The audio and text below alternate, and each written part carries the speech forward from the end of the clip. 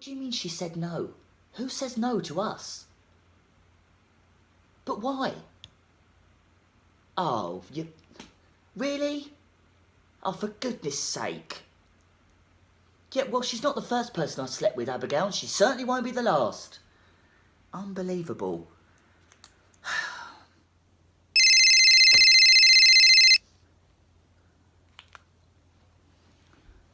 Go for Harry. Oh, hi, Darren. Yeah. Yeah, I know. She just told me. That's exactly what I said. I mean, who hasn't? Yes, all right, Abigail. Well, I wouldn't touch you with a barge pole anyway. Sorry about that.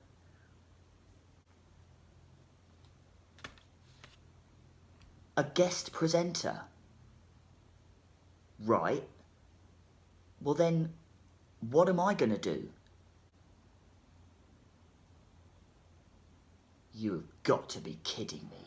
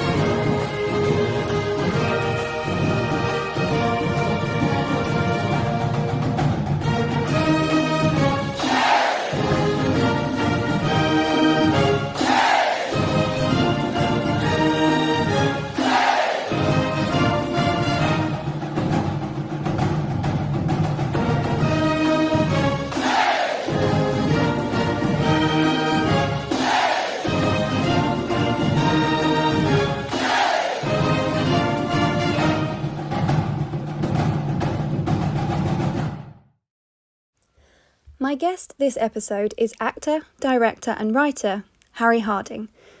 Harry is an actor and director with many Hertfordshire and North London-based theatre companies. He trained in drama at Anglia Ruskin University in Cambridge, where he achieved a BA with honours. Harry has been involved in the theatre for 20 years, playing a huge variety of characters on stage. His real passion is for Shakespeare, a love affair that began with Twelfth Night in 2007 in his first professional production. His proudest moment as an actor was when he was described as the perfect Shakespearean comic and the perfect Shakespearean villain in a recent professional review of 2019's Much Ado About Nothing. In 2014, he founded Room One Theatre Company, specialising in adapting one-act plays. In 2018, he won Best Director at the Welland Drama Festival for his original adaptation of the BBC radio play Red-Handed by John Finnemore. This play has been adapted 4 times in total, winning 3 other awards. He is also an amateur playwright, having written 2 plays, comedy romance That's the Way and Infernal, a controversial drama about Branwell Bronte. In 2020, Harry created and presented a YouTube chat show for actors called Don't Say Macbeth. Well, hello and welcome, Harry. Hello. So, before we turn the tables, please, can I remind you not to swear, and please don't say Macbeth. Macbeth. Oh. Well, I suppose you've already said it 13 times. So, so firstly, how are you? I mean, I know you've been quite busy. I've tried to stay productive, obviously, with the show. I finished writing a play that I'd started about 2 years ago, and I think I'd written about a quarter of it. And then I thought, right, well, I'll finish this now. I thought that was going to take quite a while. I sort of thought, oh, this will kill at least a month, you know. And I finished it in a week. I wrote 3 quarters of it in a week. So I did that, and then, you know, and that had only killed sort of 7 days. I was like, well, what do I do now? I'm all right. I'm well. I'm safe. So good. It's all good. Obviously, I'd like to say well done on this project. I think it's been absolutely wonderful to watch as your first guest, to then viewing all the other episodes, and I really have enjoyed learning so much about people that I know, people I don't know. But I'd just like to know, what made you come up with this idea? Obviously, there've been a lot of lockdown projects from other people kind of across the UK and everywhere else, but why this way? Why these people? You know, where did the idea come from? Initially, the idea came from my friend Emily Highway Rodell.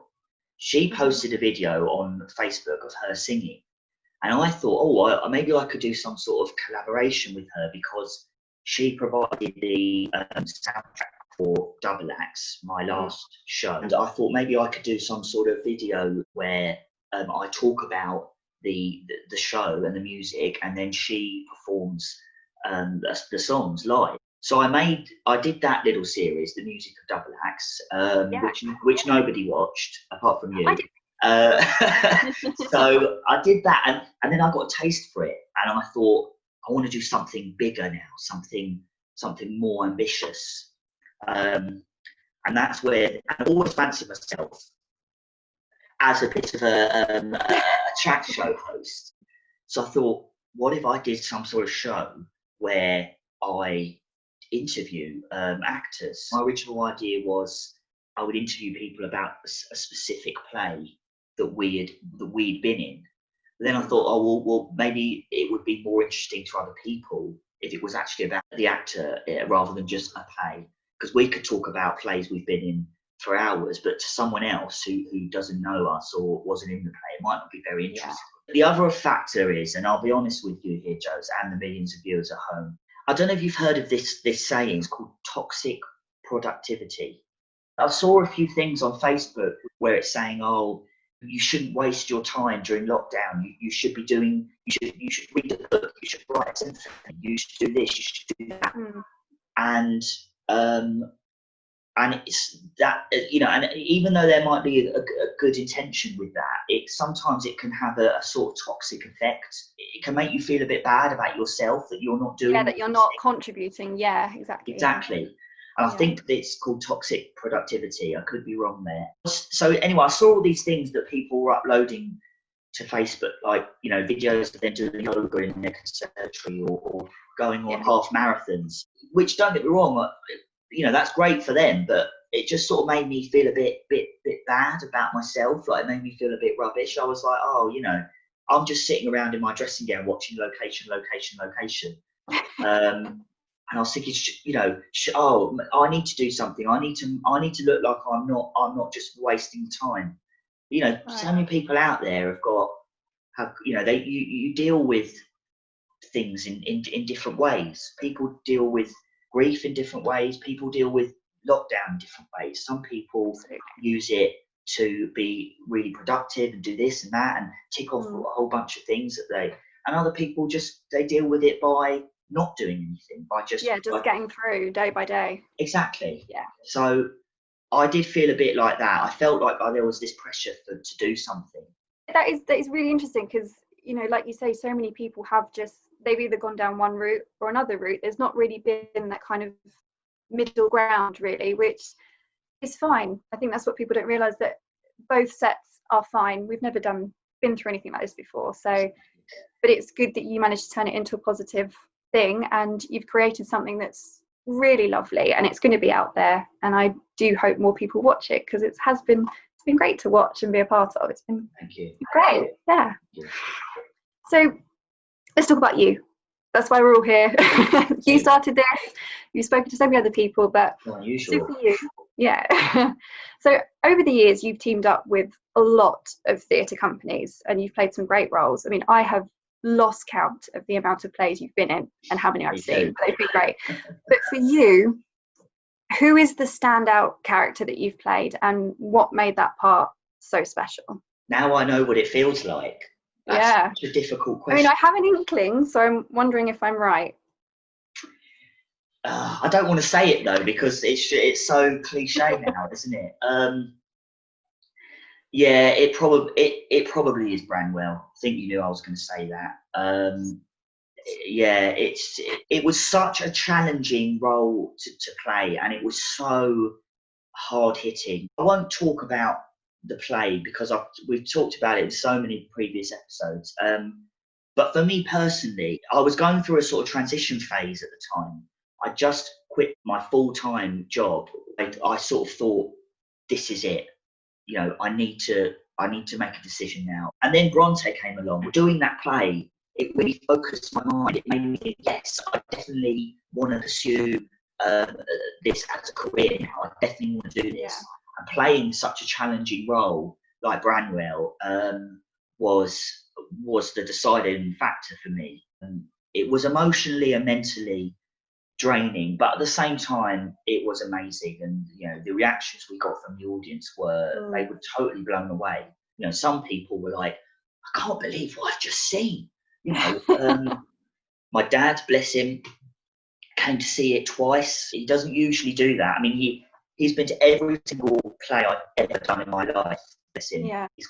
He's been there without fail. But he doesn't usually come twice. But he just wanted to see it again. He was so amazed by the show. He wanted to see it again. So it changed my life, playing that part and being in that play, because it made me, focus my career and stuff. And also, I did really fall in love with Branwell and with the Brontes, so much so that I wrote a play about him. Yeah, we may touch on that later. Okay. But I must admit, I came to watch that, and I wish I'd seen it a second time. But at the same time, I'm glad I just had that one experience, because it was such a phenomenon. I could see how it had changed you as an actor, because you could see the research, not just yourself, but the rest of the cast had done. And I know all the work that went in before opening night. You were a very close cast. And I do remember when I was watching you on stage just thinking, wow, like I've seen you do great plays, and I've been on stage with you in a part that was a play that was very special to both of us, but I've not seen that from you, and it was really, really special. So I'm not surprised that was your standout role, because it was for me as well. It was great. I absolutely loved it. Yeah, it was just phenomenal. And I'd play him again in a heartbeat. If any directors out there looking to do Bronte in the near future are listening, I know all the lines, and I'm really good at it. You never know what's around the corner.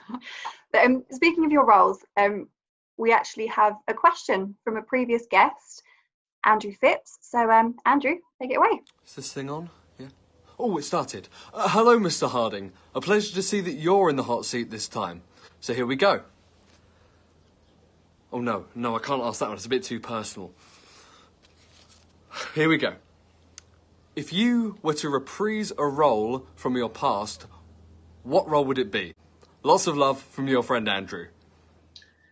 That's a great question, Andrew. The answer to that question is Malvolio from Twelfth Night. Twelfth Night's my favourite play of all time. I've been in it many times. I've directed it. Malvolio is my favourite Shakespearean character. That's a part that I would always want to reprise. I think the great thing about that character as well is that I could go back to him over and over again, no matter how old I get. I could be an elderly Malvolio when I'm 80, or I could be a younger Malvolio like I was before. There's so many different ways that you can do the yellow stockings and that whole thing. And I want to explore them all. I want to try them all, There's just so many variations of that have yet to be done, in my opinion. So yeah, that is the part that I would reprise. Always. I love that role. Yeah. Yeah, that is a great role. I've seen it a few times, but yeah, your one does in my memory forever. Yeah. I wonder why that is. Yeah. Oh yeah. The fishnet stockings, maybe. Yeah. So one of your biggest achievements, I think to date, has been the work that you've produced from John Finnemore's radio plays. So you started off directing and starring in an adaptation of Red-Handed, which was such a great success as a standalone play, but you didn't quite stop there, did you? It kind of went on, and it became, not just Red-Handed, but it went into double act. So tell us about the whole journey, because it was quite a special few years, wasn't it? That was quite a journey indeed. We're the first people to ever do a live production of any of his plays. We're also the first people to ever play the characters live. We're also only the second people to, voice the characters after the original radio broadcast. Yeah.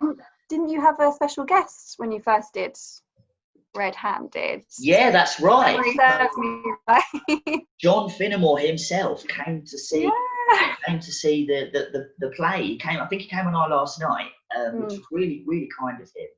And he stayed afterwards in the bar, as you know. We sat around. Yeah, he was lovely. Yeah. And he was a very lovely man. And so I had, previously to this, I had been listening to some of the other episodes from series 1, and I had noticed that 2 of the other episodes, which were Wizenwig and Hot Desk, had direct links to Red Handed. And I asked John about it when we were after Red Handed. I said, look, I've noticed that Wizenwig and Hot Desk has got all these connections. I think he even told me about one that I hadn't even noticed. I said, look, I really want to adapt Wizenwig and Hot Desk as a double feature. You know, how would you feel about that? And he totally gave me his blessing, and he said, yeah, you know, it sounds great to me. We did double acts, which again was very, very successful. We then reprised Red Handed for the Welling Drama Festival and won, I think it was 3 awards. Yeah, it was definitely 3. I think there's a picture somewhere.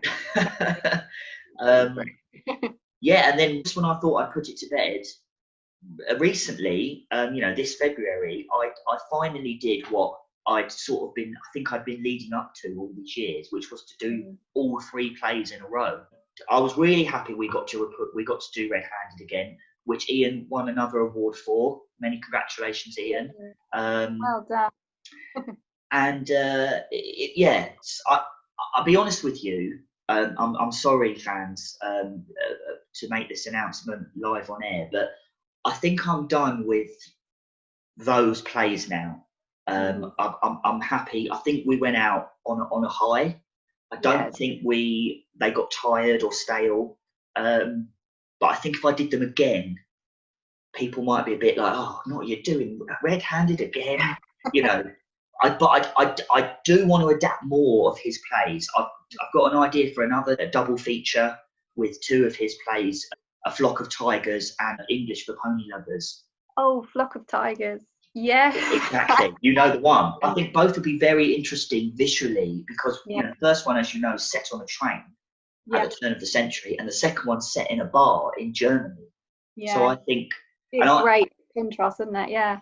Right. And I had the idea of it being sort of more immersive, as if so, you know, like with the first one, the audience sort of feel like they are passengers in the carriage, and the actors got to move up and down the aisle. And then with the second one, I would rearrange. I'd have all the audience sat on tables and chairs as if they were in the bar. It's a great idea. Yeah, so I think they would. That may even work with social distancing. Who knows? You never know. Right. It was a great honour to meet John, to have his blessing. And as you say, they are one of my biggest achievements. I think doing those plays, adapting those plays.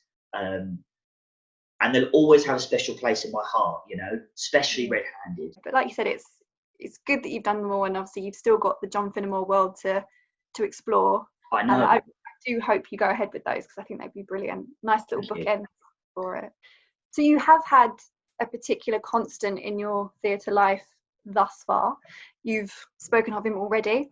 So it's Shakespeare.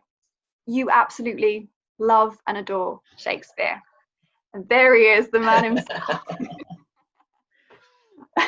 Yes. So what is it about this man and his plays that you just adore? What is it about him in particular? Well, the thing I love the most about him is that he's so unknown. I feel like only I know of his work. I mean, every time you mention him, it's like, oh, wow, where did this play come from? Who is this guy? I love the worlds he creates. I love the range of his work. I don't know, it's just this feeling I get directing or acting in his plays. It's a different feeling than I get from any other plays. And it's that uniqueness. And obviously the words plays a big part, the beautiful verse, and the characters, obviously world famous characters. But for me personally, when I was at Performing Arts College, I was asked by a former teacher if I would be interested in doing this summer tour of Twelfth Night. This was my first sort of professional show. It was the first Shakespeare I'd done out of education. Mm-hmm. And up until that point, Shakespeare for me was I've sort of viewed him in the same way as I think most people do, which was, yes, all right, not really my cup of tea, don't really understand half the language. And then I did this play. It opened my eyes to him, and so I not only fell in love with the play, that's where my love of Twelfth Night came from, but I also fell in love with Shakespeare, and I felt like I suddenly was introduced to this whole world and this whole untapped resource, as far as I was concerned, of new plays, new characters, new adventures that I could have. And I really enjoyed it. And I thought, this is fantastic. I fell in love with him. I'll never stop doing his plays, particularly Twelfth Night. I only directed it last year and I already want to do it again. I've got a whole new idea for it. I'm getting excited for it now, actually, yeah. I mean, that is the great thing about Shakespeare, that, you know, whether you like it or not, it goes to show how good you are of an actor. If an audience that's not familiar with, you know, well, an audience that's not familiar with the Shakespeare text, if they can then come out and say, oh, I followed that, I understood it, because not everyone, you know, most people that have been trained have done a Shakespeare at some point in their life, but it's not always easy to convey the words to an audience that don't know Shakespeare. So don't you get that as a bit of like, oh, I can do this if I can make an audience understand what I'm saying and they can feel it along with me? Because there's been some that I've not known and I've watched them and thought, oh, I understood that. And that goes to show how good you are as an actor if people then can understand it. And that's what I find fascinating about Shakespeare. It is very, very satisfying when you know that the audience are with you and that they're following along and that they're enjoying it and they're understanding what you're saying. If you add the right visual stimuli to what you're saying as well, it makes a massive difference. Yeah, especially with comedies as well. They're even harder to do because, you know, you've got to find the jokes, but in a Shakespearean world, it's really difficult to do that. So that's why you do have to have these, you know, sometimes very flamboyant characters or costumes and everything to really drill home what you're trying to portray, as it were. We've got another question actually from the lovely Eleanor, who you previously had as a guest. So take it away, Eleanor. Hello, Mr. Harding. How the tables have turned. So my question for you is, if you had to choose between collaborating with your favourite playwright on a project or starring in something with your favourite actor, which would you choose and why? That is a great one. A difficult one, actually. Well, my favourite playwright is Shakespeare. So, as we previously discussed, I don't know whether I'd want to collaborate with him on a project, because what would I do? I'd be useless. He's the genius. You know, what would I contribute? So, working with my favourite actor. See, that's also difficult because my sort of a bit like my favourite film. My favourite actor changes all the time. My favourite play will always be Twelfth Night, but my favourite film changes, I think, at least once a week. What's your favourite film at the moment? Joker. Oh, obviously, yeah. could have guessed. yeah, but it's sort of a hint there in the opening titles. I'll tell you what, Els, to answer your question, it's not really what you asked, but what I'll say is this. What I really enjoy is working with actors who really give something back to me. You know, really high caliber actors who are really good at their craft and who really challenge me as an actor. And I love working with people like that. Obviously, you yourself, Josie, are someone like that. Eleanor, you're someone like that. Just amazing actors, amazing casts. They're my favourite actors. Because I don't really have one favourite. So I would choose to work with someone who I have amazing rapport and chemistry with. Mm-hmm. So that's what I want to do. It doesn't matter who they are. It doesn't matter how famous they are. If it's Ian McKellen or if it's Joe Bloggs from down the street.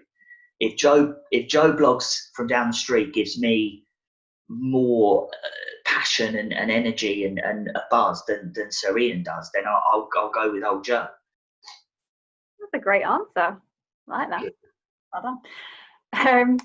So you've asked everyone, so now I want to know who your dream role is and why that would be. We obviously touched on a lot of characters, and obviously we know Grandma want to be favourites, obviously Shakespeare, but what is that?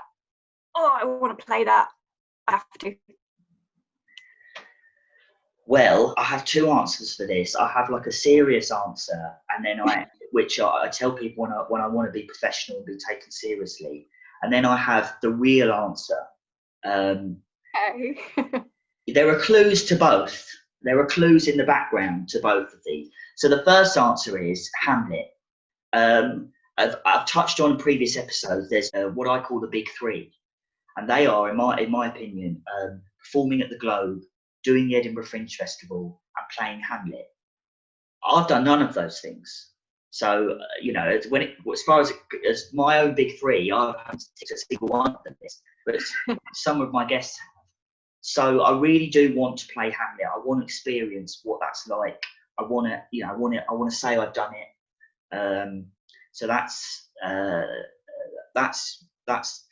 what I tell people, but that's not actually my dream role. Okay. Mm-hmm. My dream role is the Doctor. I was not expecting. Well, I don't know if you can see. I was. It's one of those. I didn't think you'd actually say it, but yeah, of course you'd be the Doctor. Of course, I absolutely. I mean, I don't. You probably can't tell, but these are all Doctor Who DVDs. I love Doctor Who. I love it. I don't care who knows. I'm an absolute. You've got flashes of you just stepping out of the top. I That's know. just literally where my brain went. I mean, just sort of come out the door. Hello, I'm the Doctor. Just yeah. I've even picked out my outfit. I've picked out I decided on a catchphrase. You have it in your wardrobe, don't you? Maybe. I picked out what kind of personality I'd have. Yeah, I won't tell you everything because that'll make you look really sad. But yeah, I just love it. I love the show. I love the character. It would be my dream. I got the phone call saying you've been cast as the Doctor. I think I would just burst out crying. I mean, there is nothing wrong with that. It's such an iconic role. It goes.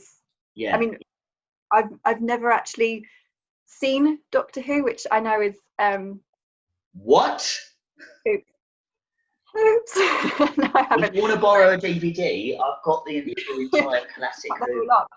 But it is such an iconic role. I mean, having never watched it, I still know the people that played the Doctor and what it's about and everything. So I think that's a fantastic answer, and I hope one day your dream comes true. So do I.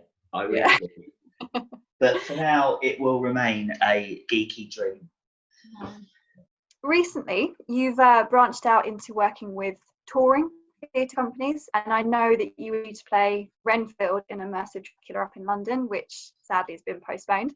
But I hope that does return because I was so excited to come and see that. I really was. So fingers crossed, that's one of the first things to come back. But what else have you got up your sleeve and are willing to talk about? Obviously, you've been writing some plays as well, which we touched on earlier. So are you going to move forward with that? Have you got anything else? I mean, I know you do like to keep things close to your chest sometimes, but what have you got in store for us?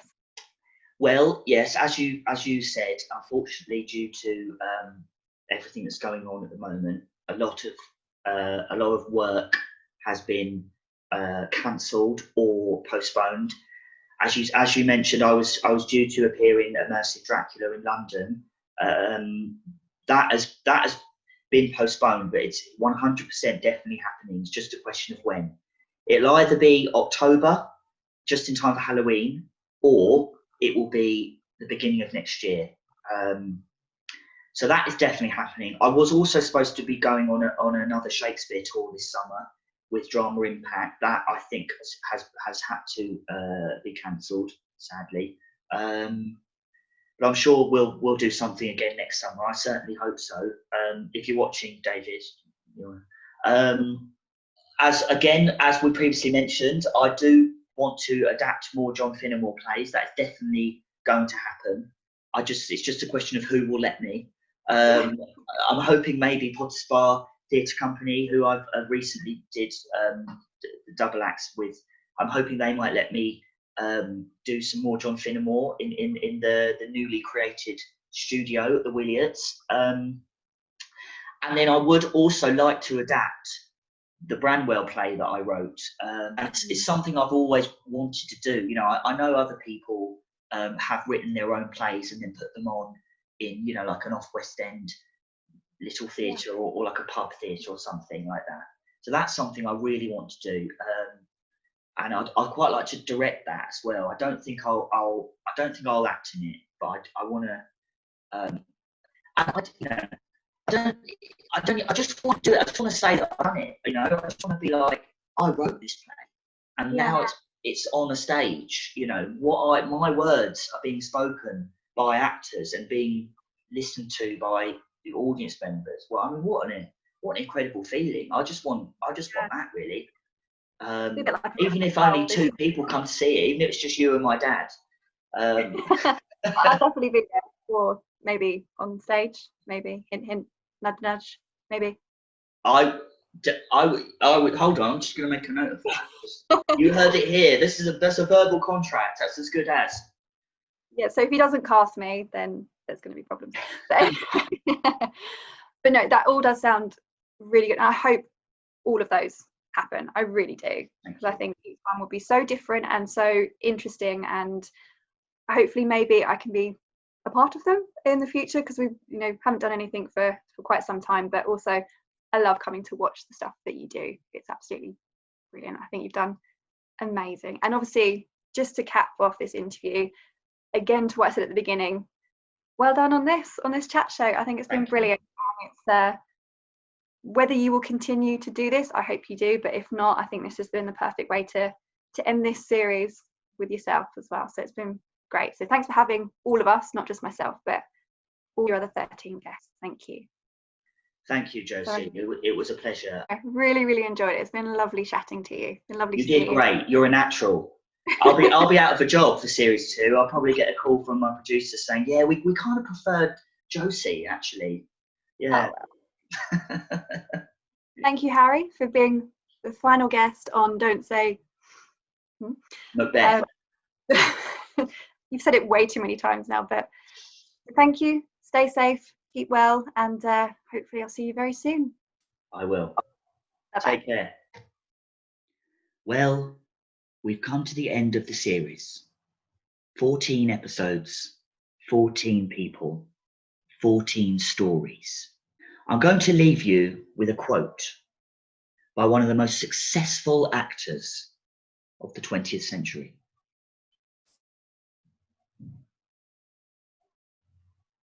The thing about life is that you must survive.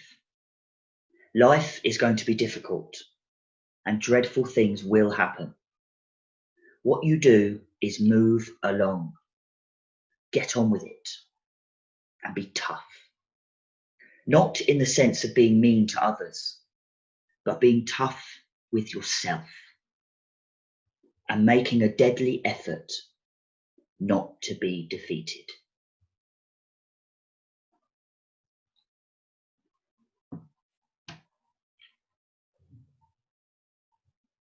Thank you.